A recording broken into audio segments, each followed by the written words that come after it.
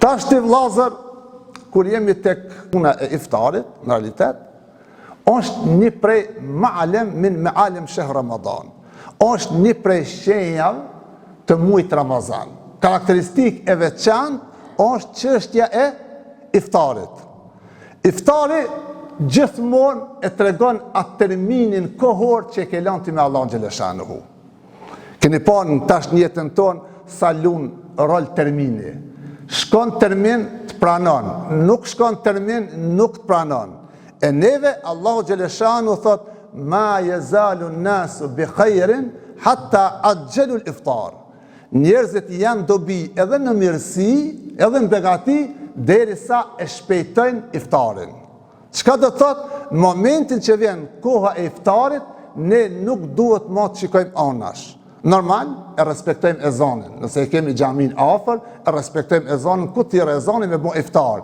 Po jashta vendeve ku nuk njihet ezani, besimtari mundet me bo iftar me qatë orë që edhe ka llogarit për çdo ditë.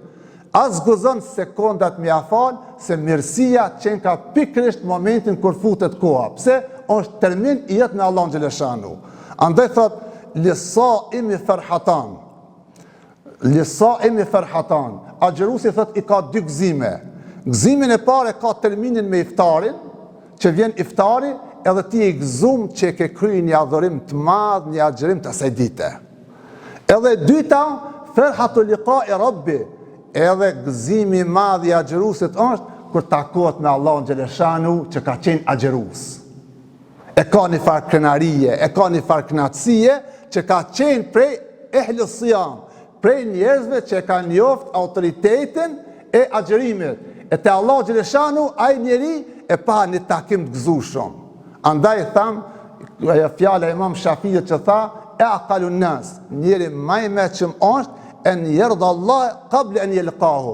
Me qenë i kënaqur Allahu me ta para se me bë takimin me Allahun xhaleshanu. E një takim më special do ta ketë agjërusi edhe do të jetë shumë i gëzum që e ka kryer këtë ibadet.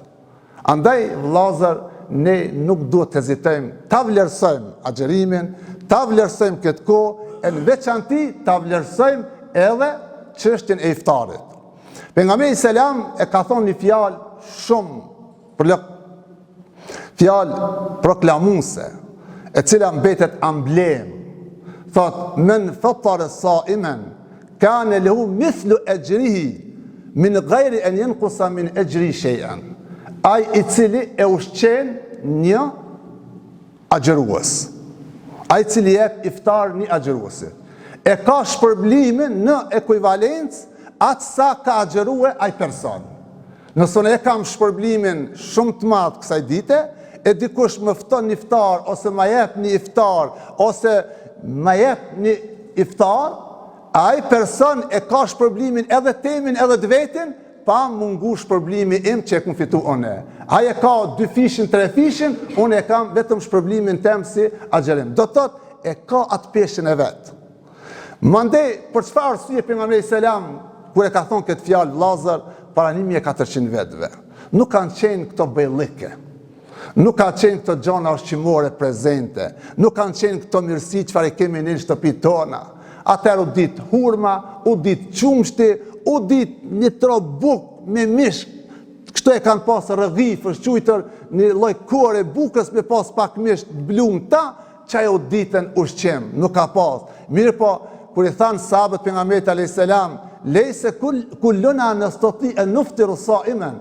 Thot, ne të gjithë nuk kemi mundësi me dhënë iftar dikujt. Pejgamberi selam tha, nëse jep edhe një gotë qumsht, ti e ke kryer tonën. Nëse jep edhe një gotë ujë, ti e ke kryer shpërblimin e ke marr, se secili shkon mbas mundësisë që ka, mbas të hapësirës, mbas asaj që i dhon, aq e ka që themi ne atë kaçikun e vet, aq e ka mundësinë edhe e merr shpërblimin te Allahu xhaleshanu.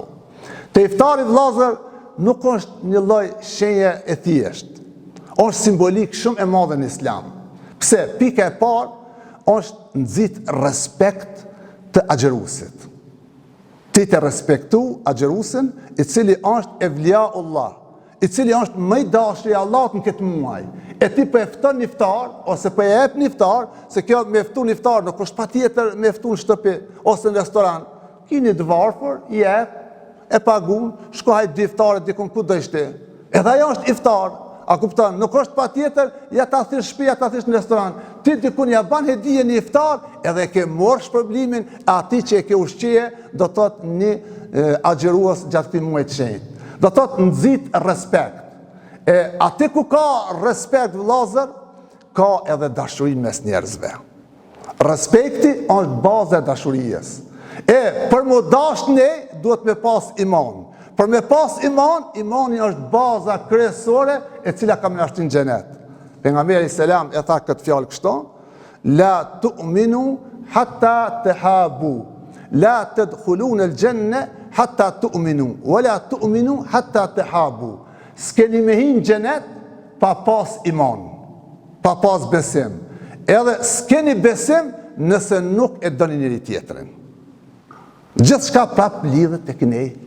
Nuk lidhet vetëm prej qiellit, vetëm pe Allah xhaleshano. Shumë gjana kanë mundvar prej neve. Qysh i kemi sjelljet, çndrimet, reagimet, veprat punë, ashtu do të kemi edhe gjendjen tonë. Ne xhenetin e pamje të kushzuar për me hin xhenet, duhet me pas dashuri ndaj njëri tjetrit. Duhet me pas afërsi, duhet me dash njëri tjetrin. Tash, kjo fjalë pejgamberit alayhis salam që tha iftari nxit afërsi, nxit dashuri vëllazër.